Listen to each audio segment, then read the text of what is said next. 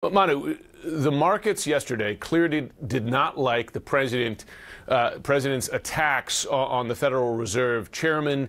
Discussions, as some reported last week, of firing the Federal Reserve Chairman because he views him as raising interest rates and therefore single-handedly bringing down the markets. Of course, there are a whole host of factors there. I'm just curious, when you're speaking to Republicans on the Hill, are they concerned about the president attacking what is an institution that by design is meant to be independent of the president, independent of Congress as well?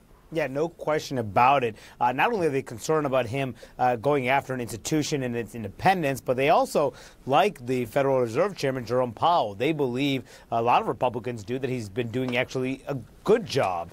They don't blame him for the problems in the market that is happening right now because Republican and conservative orthodoxy often says they don't like the more interventionist ways of past Fed chairmen, including Ben Bernanke, Janet Yellen, before Powell, and the way that Powell has raised interest rates. They believe it should move the way the market is moving, and that is the appropriate way to handle the Federal Reserve. So Powell was confirmed overwhelmingly by both parties, but you've heard a number of Republican senators in recent days saying going after Powell, the talk of dismissing him, that would just not fly in this Republican Senate. Of course, the question is, does he legally have the authority to do that, which may be one reason why the president's going after Steven Mnuchin instead for that decision to pick Powell. But clearly there's support for the Federal Reserve Chairman within the president's own party.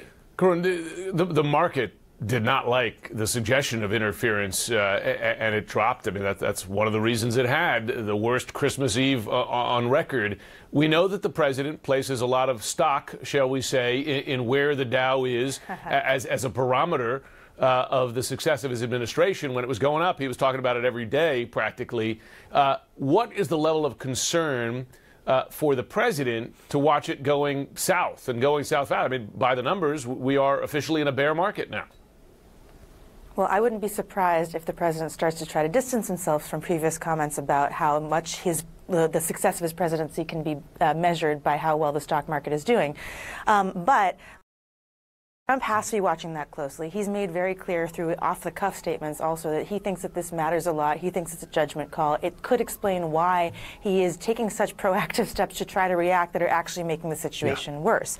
I mean, you can't completely solve the stock market in just the financial system. The stock market reacts to all kinds of things, such as immediate pullouts of troops from all kinds of different posts around the world.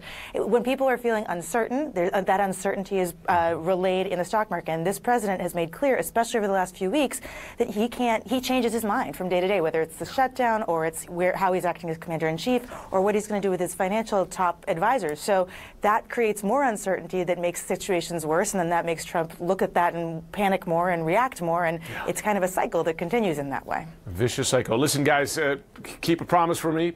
Spend time with family and friends today at first opportunity, but thanks for joining us this morning. Thanks.